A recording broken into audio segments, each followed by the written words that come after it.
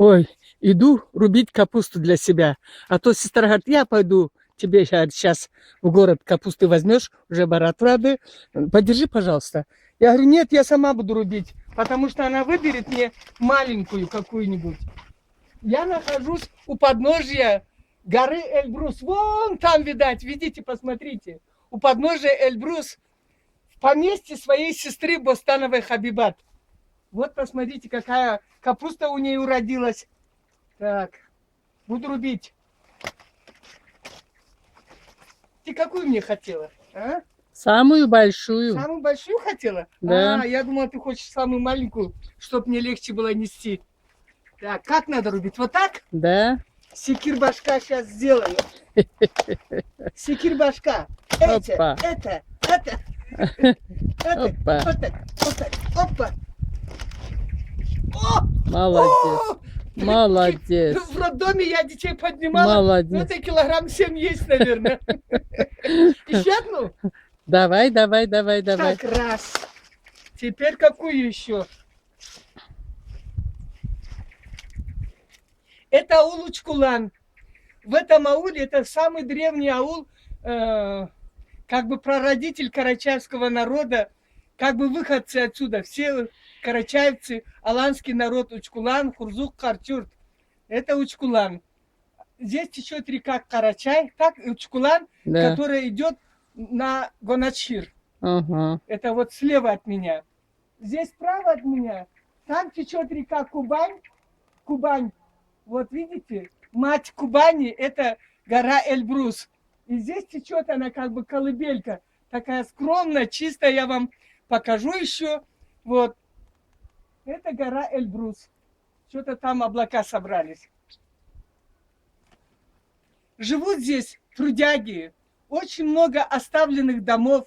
Все уезжают на заработки, уезжают в другие места, где есть свет, где есть газ, где есть работа. Здесь люди трудятся, капусту выращивают, скот выращивают, работают, морковь выращивают. Этим своим трудом, шерстяной бизнес, своим трудом живут карачаевцы. Ну и очень жаль, что вот проехав по аулу, я увидела очень много заброшенных прекрасных домов. Прямо больно до слез. Ну, наверное, вернуться, потому что, когда я ехала, давно не была здесь, чуть ли не год, увидела пол дороги, пол трассы, проложен асфальт. Такой мягкий, хороший. И чувствую, что вот скоро-скоро, может быть, в этом году начнут, может быть, в следующем доведут эту трассу, такую красивую, хорошую, безопасную, до Хурзука, до Учкулана, до, как называется сестра?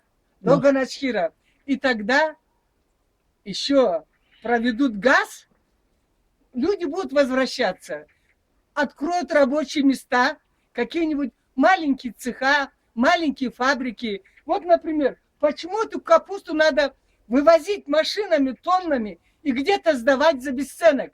Вот мой племянник сдал по 8 рублей килограмм. Это какой труд? А покупают где-то там, продают по 20, по 30. А можно же здесь солить их, мариновать их и продавать подороже.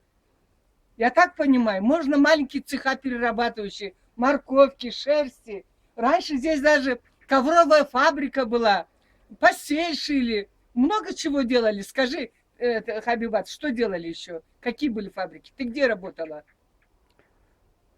Ковровая фабрика. Ковровой фабрики. Хорошо. Ладно, татары без пары не живут. Да. Родственники с татарами тюркоязычные, так что я использую эту поговорку в личных целях, корыстных. Раз. Опа. Қолын kesersin. Что-то она плачет, что ли? Вот слезки. Больно ей. Ладно, потише буду. Вот видишь? Пәтіш еткеніңде әлі ұшық өнеметіп қалған. Енді пәкереге сал, деймін. Нет, собой буду. Ты мне лучше заквасишь, я возьму готовое. Я ж лентяйка. Да. Да здравствует Учкулан и учкуланцы. Родина моих родителей. Моя мама родилась здесь. Мой отец здесь родился. Все мои родственники, старожилы, здесь живут. Все, ver alamam Önder. А? Нас с тобой давай посмотрим. Видно нас, нет, кверх ногами? Вот такие. Мы дочери 2 братьев. Какая красота. Давай природу еще покажу. И на этом все. Вот там Эльбрус, видите? Снежный, нежный. Гора. Даже не знаешь как. Гора женского рода, а имя Эльбрус. А по-карачаевски Мингитау. Очень много песен сложено об этой замечательной горе, самой высокой вершине России, Европы.